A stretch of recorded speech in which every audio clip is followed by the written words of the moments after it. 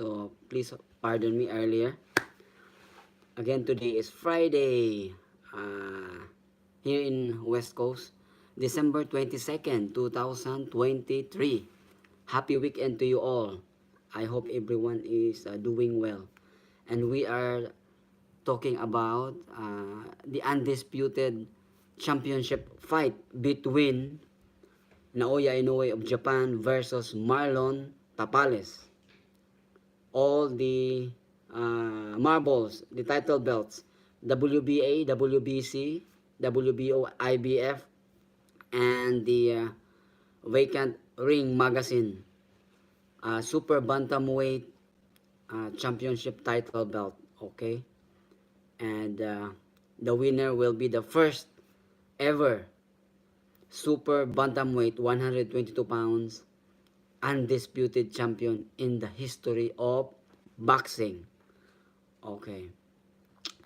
And now, for the topic tonight is about the key or the keys to victory. What are they going to do, both of them, to win the fight? All right. So first, we'll go to the underdog. Okay, sa Dihado, Marlon the Nightmare Tapales.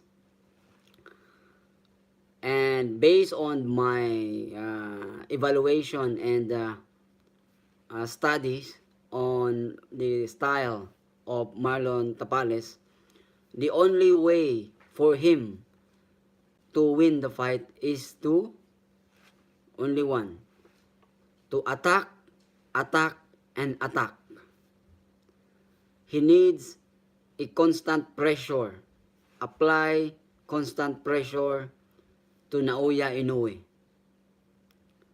Meaning, he needs to have a stamina, not just for 12 rounds, but even for 15 rounds endurance stamina for him to do that. Again, the only way for Marlon Tapales to win the fight is to attack, attack, and attack. For him, it is a battle of attrition.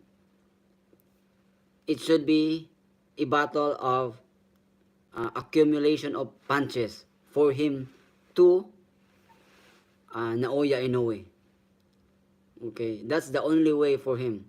Based on my evaluation and studies for his style of Marlon Tapales. Constant pressure, aggressive fighter. He should apply pressure fighter.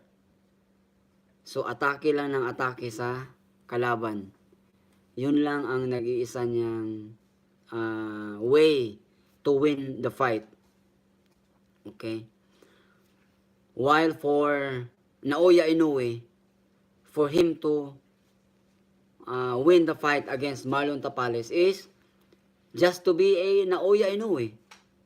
Just to be a monster. That's it. As obvious as he is, based on his style, do his thing.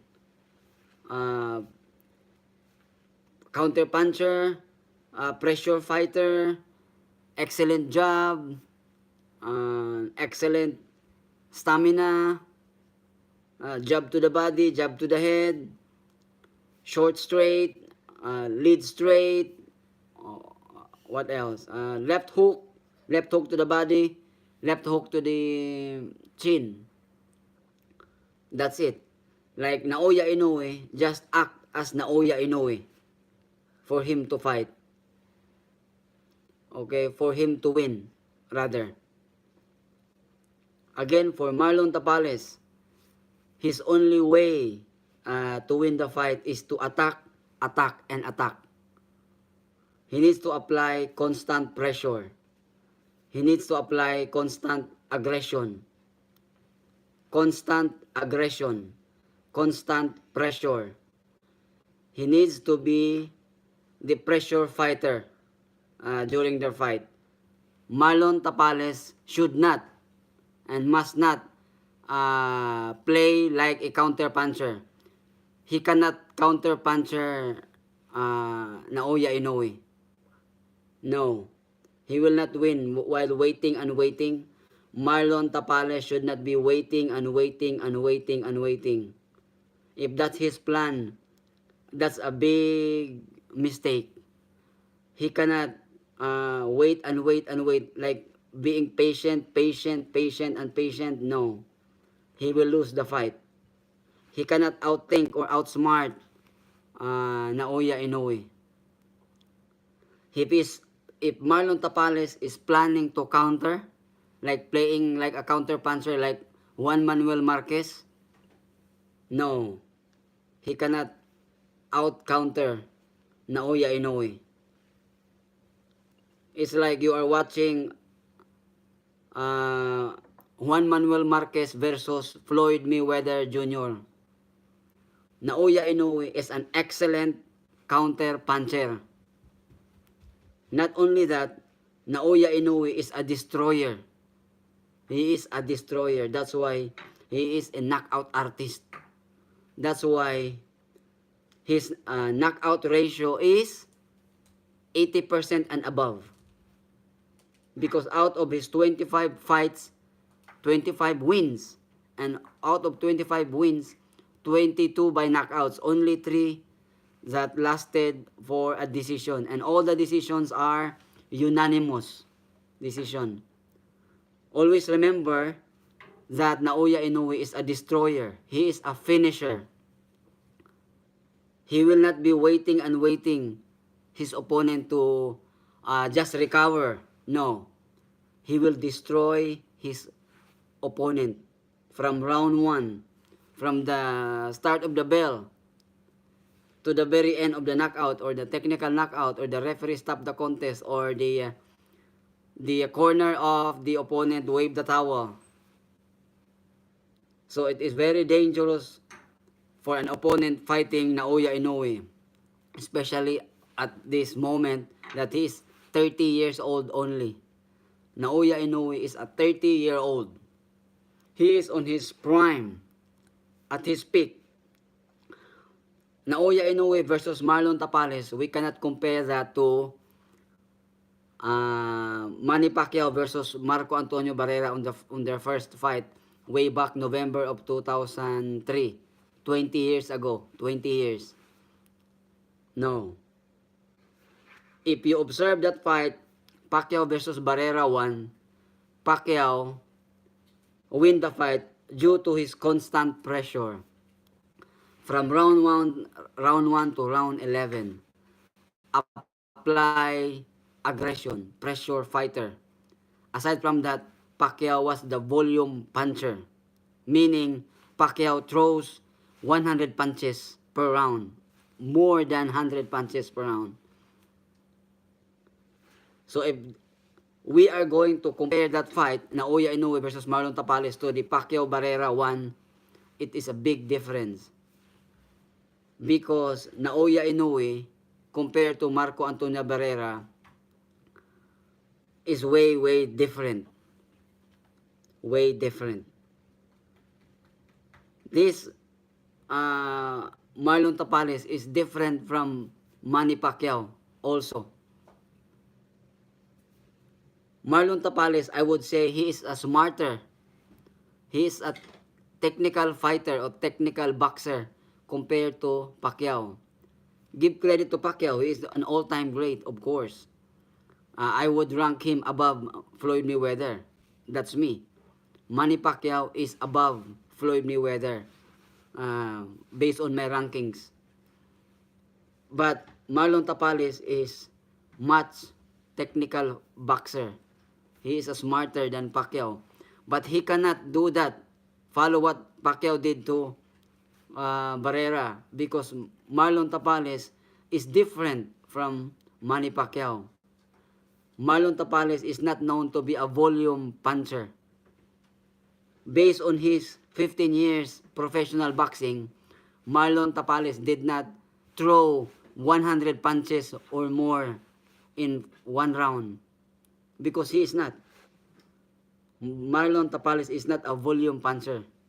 But he can do a pressure fighter, aggressive fighter. That's the only way for him to win the fight. Attack attack and attack. Pressure fighter, constant pressure, constant aggression. For him to do that, Marlon Tapales should have a stamina that can last 36 minutes or 40 minutes and beyond. Meaning, he needs to make sure that his conditioning, his stamina, endurance can last even 15 rounds to apply that constant pressure, constant aggression, through a lot of punches. Not waiting and waiting, no. If he keeps on waiting and waiting and waiting, he will lose the fight. Matatalo si Marlon Tapales kapag maghintay siya ng maghintay, yung magiging pasensyoso, yung tulad sa ginawa niya kay second half, yung fight niya kay Akhmadaliev, from round 7 and onwards, towards round 12, si Marlon Tapales nagiging pasensyoso, masyado. Halos hindi na bumibitaw ng suntok. He cannot do that. If he will keep on waiting and waiting, being so patient, he will lose the fight. Naoya Inoue will knock him out quick. Because Naoya Inoue knows that if he do that, waiting and waiting and waiting, meaning Naoya Inoue knows that Marlon Tapales is doubting himself. In boxing, there's only two obvious questions for both Fighter Alpha and Fighter Bravo. Can Fighter Alpha able to hurt, okay, Fighter Bravo? That's one question. Same both question. Can the Fighter Alpha hurt Fighter Alpha? So, Fighter Alpha, Fighter Bravo. The second question is, can this Fighter Alpha able to withstand or resist or handle the punches from Fighter Bravo? Same question to Fighter Bravo. Can Fighter Bravo able to withstand or resist or handle the punches coming from the Fighter Alpha? That's the two always obvious questions to the fighters, boxers. And if we are going to ask that question to Naoya Inoue and Marlon Tapales, there's already an obvious answer. Naoya Inoue can inflict pain. He can hurt, not just hurt, but pain, destroy Marlon Tapales. If Marlon Tapales keep on waiting and waiting and waiting, like patient, like being a counter puncher, like a thinking fighter, like waiting, like he wants to timing, he cannot win the fight. Naoya Inoue is a finisher. He is a destroyer from the get-go. From round 1, he will destroy the opponent right away. So, that's the only key for Marlon Tapales to win the fight. Again, the only way for Marlon Tapales to win the fight is to attack, attack, and attack. Constant pressure. Constant aggression. Meaning constant, meaning same level of pressure. Same level of attacks. Okay, of punches. If you throw punches, 100 punches or 200 punches per round, do that to round 2, round 3, round 2, until round 12, if no knockout or stoppage of the referee. Okay? So, that's it. For Naoya Inoue, as I've said earlier, for him to win the fight, just be a Naoya Inoue. Just do his thing. And he will win the fight. Okay? Again, to all, thank you for watching, and may the best man win. Alright? Blessings to you all, and until next time. Whoa.